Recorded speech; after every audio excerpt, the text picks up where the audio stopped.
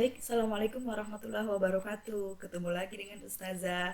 Masih dalam muatan IPA. Kali ini muatan IPA yang terakhir, yaitu tentang subtema 3. Ayo cintai lingkungan. Apa kabar?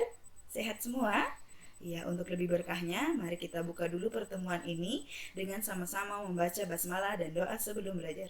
Bismillahirrahmanirrahim.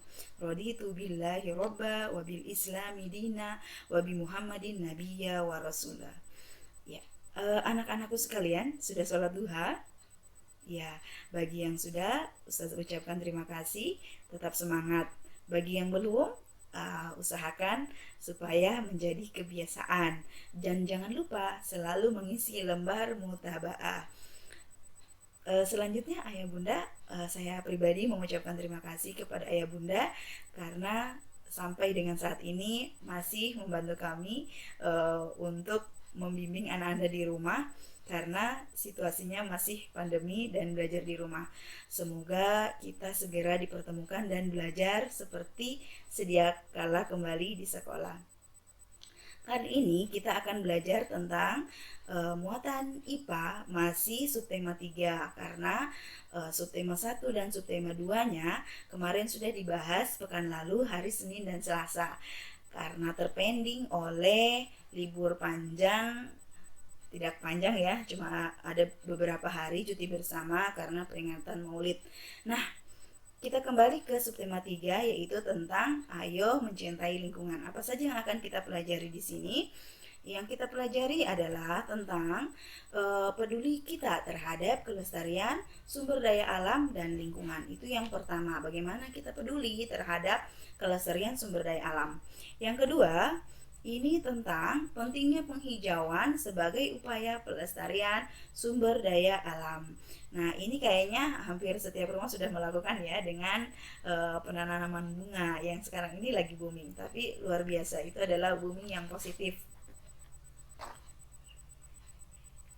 Nah, yuk kita sama-sama lihat pembelajaran tentang kepedulian terhadap lingkungan serta pentingnya penghijauan.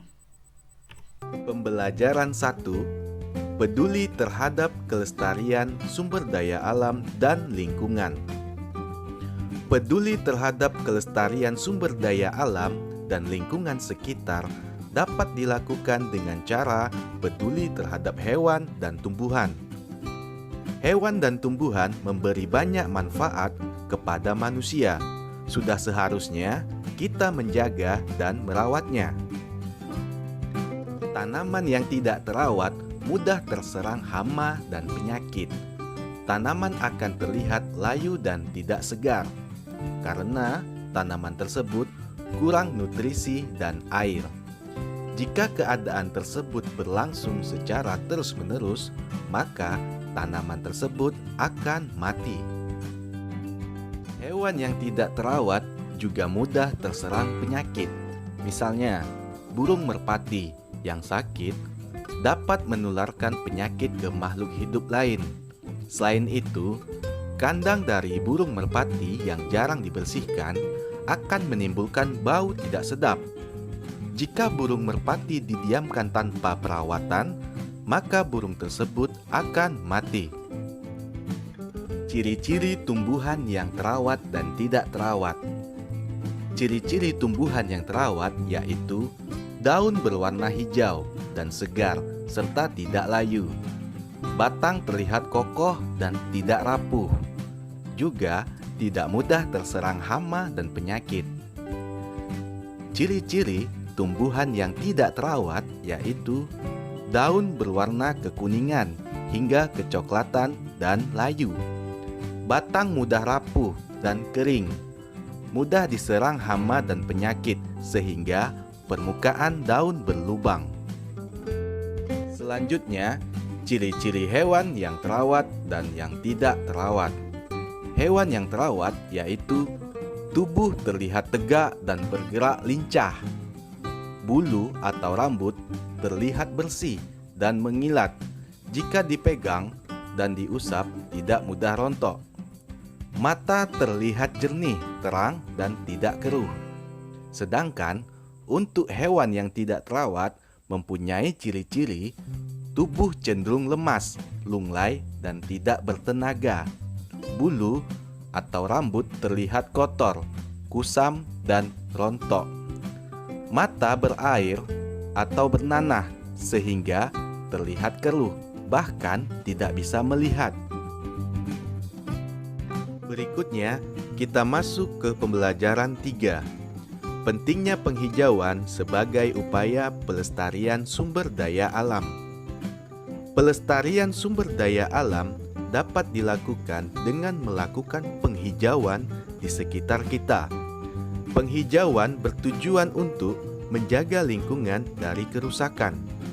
Perbuatan membenahi atau memperbaiki tanah bekas galian pertambangan atau memupuk tanah untuk mengembalikan kesuburan tanah. Penghijauan dapat dilakukan dengan memanfaatkan lahan kosong di sekitar kita untuk ditanami dengan tanaman obat. Tanaman obat keluarga adalah tanaman hasil budidaya rumah yang berkhasiat sebagai obat. Tanaman obat keluarga biasanya ditanam di halaman rumah, kebun, atau ladang yang tidak terlalu luas. Manfaat tanaman obat keluarga adalah memenuhi keperluan keluarga akan obat-obatan sederhana dengan mudah dan praktis. Selanjutnya, contoh manfaat tanaman obat. 1. Temulawak. Temulawak dapat meningkatkan daya tahan tubuh, mengobati sakit kuning, diare, mah, perut kembung, pegal-pegal, dan menurunkan kadar lemak darah serta mencegah penggumpalan darah. Tanaman obat yang kedua yaitu daun sirih. Daun sirih dapat mengobati batuk dan sebagai antiseptik atau membunuh kuman. Daun sirih juga berfungsi untuk mengobati mimisan. Selain untuk mimisan, juga dapat sebagai obat kumur. Yang ketiga, daun seledri. Daun seledri biasanya digunakan untuk menurunkan tekanan darah. Tanaman obat yang keempat yaitu jeruk nipis. Jeruk nipis dapat mengatasi suara serak, batuk, dan bau badan, menambah nafsu makan, mencegah rambut rontok dan ketombe, serta jeruk nipis juga dapat mengobati flu dan demam. Yang kelima, kunyit. Kunyit dapat digunakan sebagai ramuan jamu, menghilangkan gatal, pencegah kanker, serta kunyit dapat menurunkan kadar lemak darah atau kolesterol. Selanjutnya, cara mencintai tumbuhan dan hewan. Pertama, tidak melukai hewan yang hidup di lingkungan sekitar. Kedua, memberi makan hewan peliharaan. 3. Menanam lebih banyak tumbuhan di lingkungan sekitar, misalnya di perkarangan. 4. Menyiram tanaman, memberi pupuk, dan membersihkan tanaman pengganggu secara rutin. 5. Tidak merusak tanaman, misalnya dengan menebang pohon sembarangan atau menginjak tanaman.